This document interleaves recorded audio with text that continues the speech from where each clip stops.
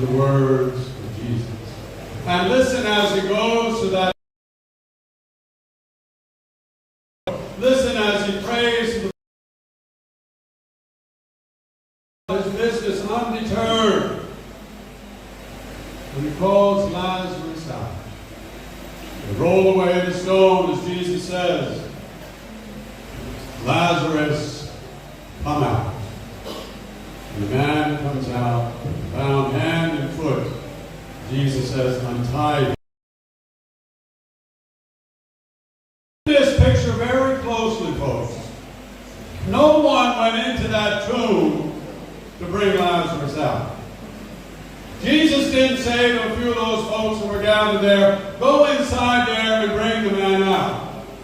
We don't see that. We don't hear that. Lazarus came out because Jesus called him out. Lazarus made a choice. Lazarus made a choice for life, the life that Jesus was bringing him. And so today we're called to make a choice as well. To make a choice for life.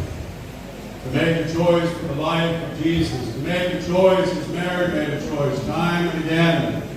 The choice to live her faith, to live her convictions, to live her beliefs. And her belief certainly in Jesus Christ, risen from the dead. And so we're meant to come out of the tombs of that guilt and frustration and anger, whatever it is, whatever human emotion there is that might be holding us back from really celebrating this wonderful person and her life.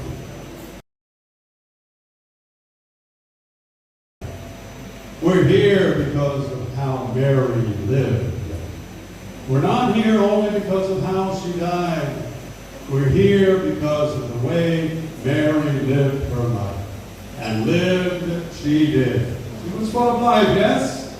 Full of life. We heard so many wonderful tributes already. Full of life, dedicated to her family. Loved her children and grandchildren and great-grandchildren. Loved her neighbors. Loved the family. Loved working on the farm, going to the garden where she met her God.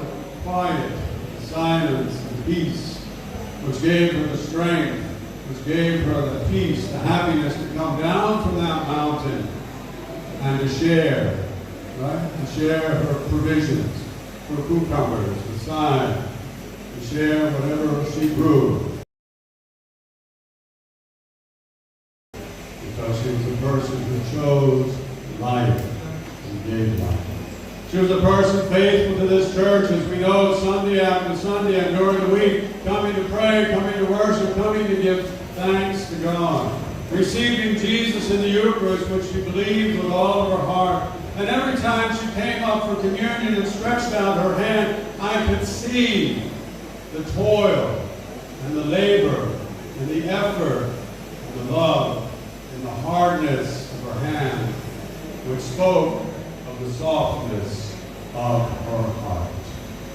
She had hard hands, yes, but her heart was soft.